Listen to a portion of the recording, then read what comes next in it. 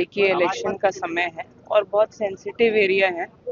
जब भी झरिया में इलेक्शन होता है या नगर निगम, वैसे ही माहौल बहुत गर्म था सब जगह। तो सब लोग लगे हुए थे प्रेम भाव से सब लोग लगे हुए थे वोट देने में। लेकिन कुछ लड़के आए अपराध करने के लिए और बोगस वोटिंग करने के लिए आए। वही बोगस वोटिंग जो हो रही थी, तो कुछ लड़कों ने उनको बंद कराने की कोशिश करी और उसी बीच इनका मतभेद हुआ और इनकी लड़ाई हुई। किस पार्टी का बोगस? अब ये तो हमें सूचना नहीं है कि किस पार्टी का हो रहा था, लेकिन बोगस वोटिंग चल रही थी। कितने नंबर की? ये बूथ क्या नंबर 35, बूथ नंबर 35 है और इस पे चल रही थी। और जिन लड़कों ने दूसरे गुट के लड़कों को मारा, उसमें लड़कों ने उनको गाड़ी से भी उड़ा दिया, फिर औरतों को भी यहाँ मारा। मतलब भगदड़ मच गई थी पूरी।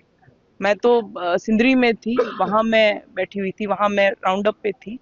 बट जब यहाँ आई तो पूरा एकदम तहलका मच चुका था और सारा काम हो चुका था। तलवार लेकर आए थे, डंड लेके आए थे। कोई लोग घायल भी हैं? बहुत लोग घायल हैं, लेडीज भी घायल हैं। लेडीज पे इन लोगों ने पत्थर उठा उठा के मारा, जो एकदम सही नहीं है। इलेक्शन शांतिपूर्वक होती है। जो लोग आए थे यहाँ पर मारपीट करने, जी, युवक लोग, तो कुछ याद है, कुछ नाम मालूम है? नाम तो मुझे ठीक से नहीं पता, लेकिन हाँ जिन लोगों ने मार खाया है चोट लगा वो बताएंगे। ये आगे क्या करना है? आगे कुछ नहीं, अभी जा रही हूँ मैं FIR करवाने, क्योंकि लेडीज के साथ नहीं होना चाहिए था ये चीज और लड़कों के साथ भी नहीं होना चाहिए था। आपसी लड़ाई क्यों करना, लेकिन इन लोगों ने किया बोगस वोटिंग करने के लिए।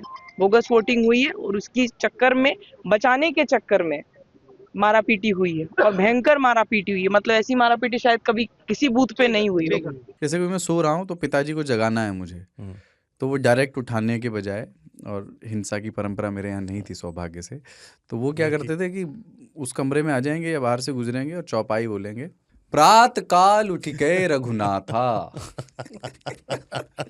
मात पिता गुरु नावई माता। कभी कभी मैं गुस्से में उठ करके अरे पापा, चरण स्पर्श किया और सो गया। मैंने कहा अब मत उठाना।